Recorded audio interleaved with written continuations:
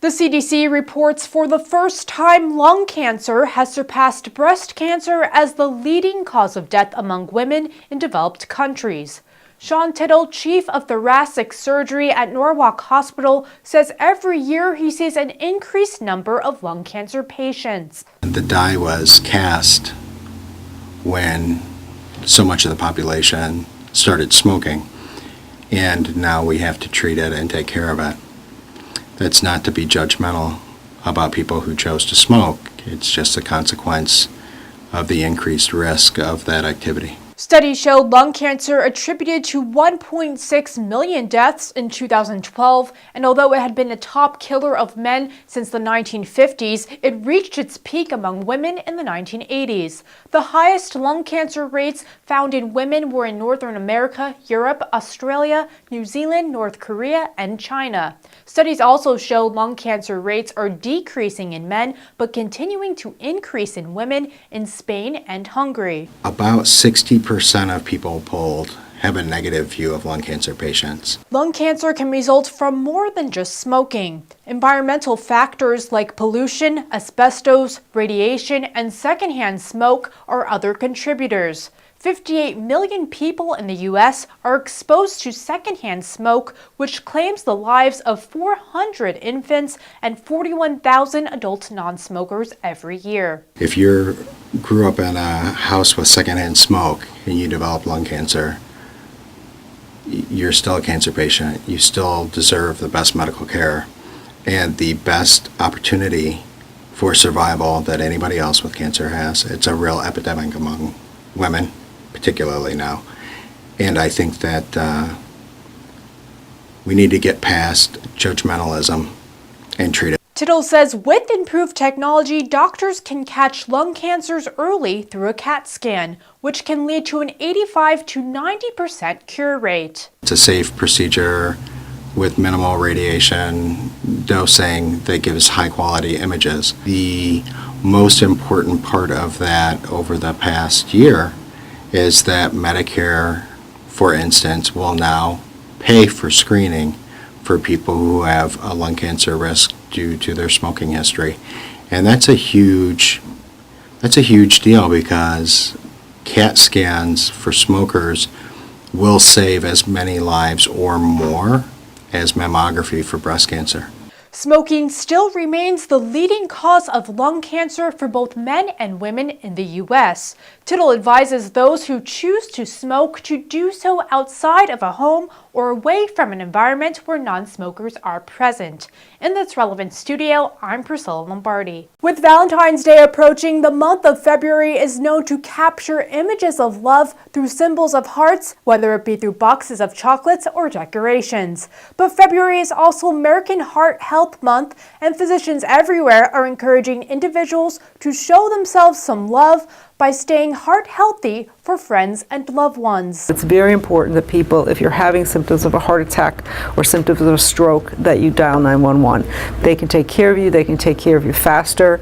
It may seem like you could drive here faster, but actually they can take care of you faster and better if they can get to you right away. Cardiovascular disease, including heart disease, stroke, and high blood pressure, is the #1 killer of men and women in the United States. The CDC reports about 600,000 people in the U.S. die of heart disease each year, which equates to 1 in every 4 deaths. And every year, 720,000 Americans experience a heart attack. We are all victims of our heritage, so if you have a big family history of heart disease, then it's hard to ever get away from that. You will always have that.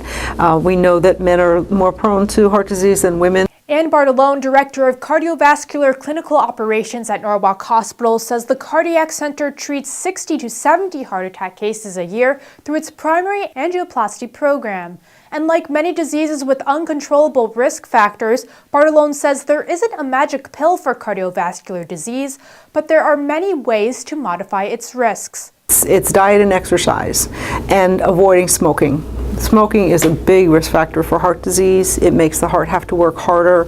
It narrows the blood vessels. And if you could do only one thing to improve your risk factors for heart disease, it would be to quit smoking. She also tells us men and women experience signs of a heart attack differently. So the pain tends to be centralized in the chest, so people will usually describe chest pain, radiating down their left arm, shortness of breath. Sometimes the pain will go up into the jaw. Sometimes it will be back pain. Women, their heart attack symptoms tend to be a little different. They tend to just not feel so good. They've got more vague symptoms. Their arm hurts, their back hurts, their jaw hurts, their stomach hurts. So women have a lot of GI upset when they have a heart attack. So I think that most people, when they've had a heart attack, when they're having a heart attack, they know that something is seriously wrong. This spring and summer, Norwalk Hospital will launch programs to train local residents on hands-only CPR and the use of AEDs. In the It's Relevant studio, I'm Priscilla Lombardi. At the beginning of every year, physicians see a surge in patients with New Year's resolutions to break harmful addictions. And it's no different with alcohol abuse. This does seem to be a very popular time. It also seems to be it's a time where there is a lot more depression with the weather and light exposure. So you see those things kind of come running together. People feel sad, they drink more. People drink, they feel sad more. In a recent report released by the CDC just this January, 2,200 people die from alcohol poisoning in the U.S. each year. And although the alcohol poisoning death rate in Connecticut is lower than many states across the nation, Dr. Jeremy Borowski at Greenwich Hospital says it's still a major concern, typically among the middle-aged. We're very good as a society as kind of education and detecting, problems in the younger crowd, and we're almost looking for them. But I think that as you get older and you kind of fall out of that window where most people think that diseases kind of flourish. The CDC reports an average of 6 people die of alcohol poisoning each day in the U.S. 76% of deaths occur in middle-aged adults, ranging from age 35 to 65. And 76% are men. So why are middle-aged individuals more susceptible to alcohol poisoning?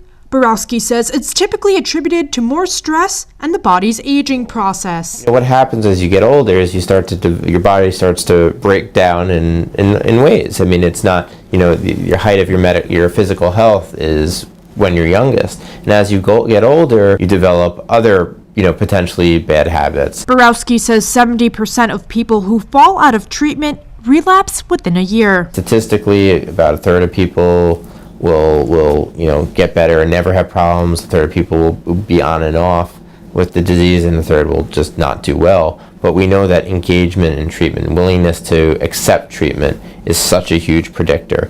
Also important is families and support that are accepting and are willing to stay by their loved one, because it's it kind of also plays into the shame. If you have support, you're more likely to feel more confident in yourself. Borowski also tells us individuals who do not consume any alcohol before age 21 are less likely to develop problems with alcohol in the future. In Greenwich, I'm Priscilla Lombardi for It's Relevant News.